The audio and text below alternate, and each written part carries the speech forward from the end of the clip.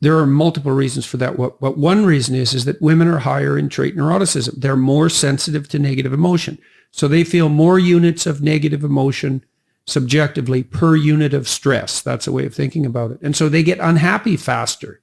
Now, why is that? Well, the jury's out on that, but some possible reasons. It seems to kick in at puberty because it's not true for boys and girls.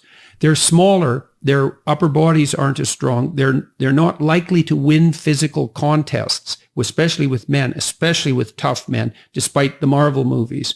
And so the world is more dangerous for them in some sense physically. But I think more importantly is the fact that they are going to bear primary responsibility for dependent infants. And if you have an infant depending on you, you should react to the world as if it's more dangerous than you might if it was just you navigating through it.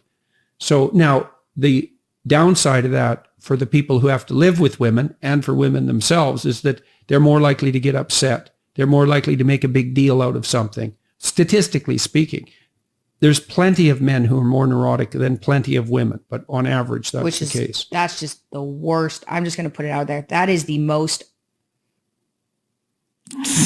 Yeah, well, it's useful for men to understand this, because women. I got Mom. Oh, Michaela. That's extroversion. Talking away and then realizing what she's saying. Yeah, that's for sure. Did you know, side note, shying away from this, have you heard of the vasopressin and oxytocin for bonding, which is really interesting? So vasopressin is released when there's stress. And men tend to bond when that chemical is released.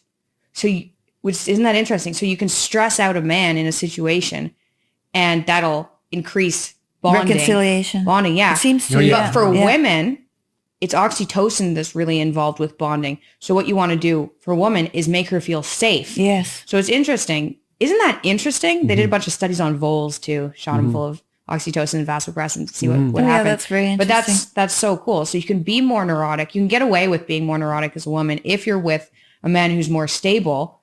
And potentially, according to voles, that might even increase bonding if the man can take away some of the woman's kind of problems and make her feel calmer. Yeah, well, I think that's highly likely, highly probable that.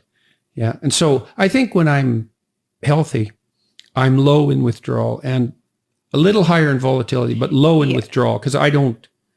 You're not as low as me, though. Fear doesn't stop me from doing things.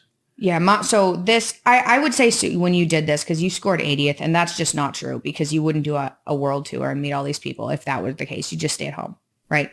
You scored a third. Yes, I have no withdrawal.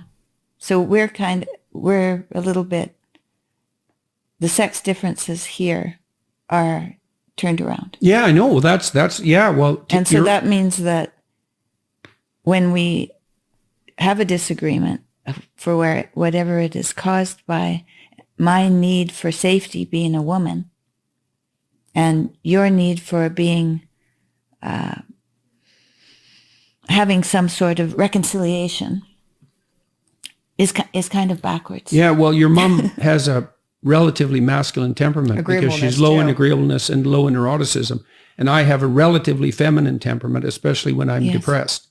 And so, and that's it's interesting to consider that in light of this cultural argument about sex and gender.